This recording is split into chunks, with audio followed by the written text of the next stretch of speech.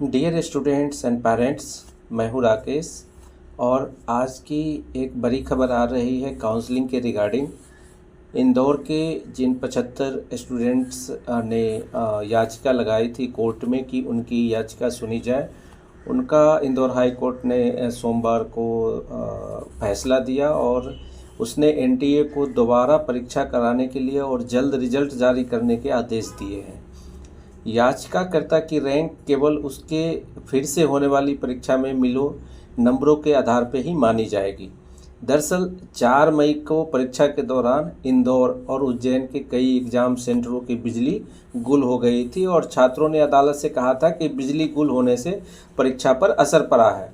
अब जिन छात्रों की परीक्षा दोबारा कराई जा रही है, उन्होंने 3 जून से पहले याचिका दाखिल की थी।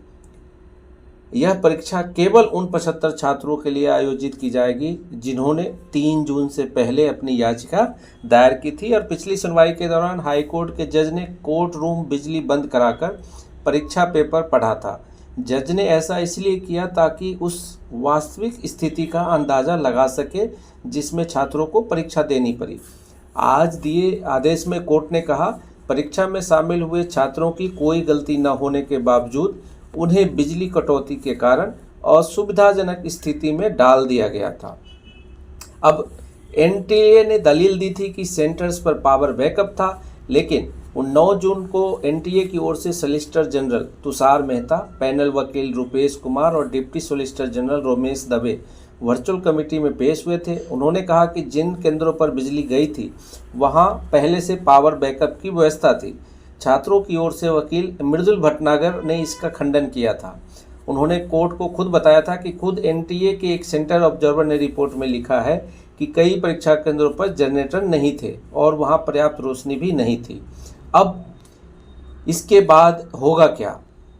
इसके बाद ये होगा कि उन परीक्षा जो अभ्यर्थी थे, जिन 75 अभ्यर्थी हैं, उनकी री एग्ज़ाम की डेट जो है वो एनटीए फिर से घोषित करेगा। एनटीए फिर से नया पेपर बनवाएगा। अब उनकी एग्ज़ाम पहले होगी, फिर उनका रिजल्ट आएगा और उसके बाद वापस से जितने भी नीट कैंडिडेट हैं सबका रिजल्ट आएगा। मैंने अपने पहले वीडियो में बताया था कि उन 75 बच्चों का रिजल्ट जो है अभी पेंडिंग है और फिर से रिजल्ट आएगा, तो वो सच हुआ और अब फिर से रिजल्ट आने की आने वाली है। तो आप समझ सकते हैं इस चीज़ों को देखकर कि जो नीट की काउंसलिंग थी, जो जुलाई एंड से या अगस्त फर्स्ट वीक से होने की संभावना जताई जा रही थी, उसमें अब देरी होगी और ये जो नीट की काउंसलिंग है ये अब अगस्त के मिड वीक से शुरू हो पाएगी। उससे पहले शुरू होने की संभावना बिल्कुल ही नगण्य जताई जा रही है। बने रहिए नीट जी पटना के साथ और जैसे ही कोई अपडेट आता है हम आपको अपडेट करेंगे। Thank you for watching. जय बिहार।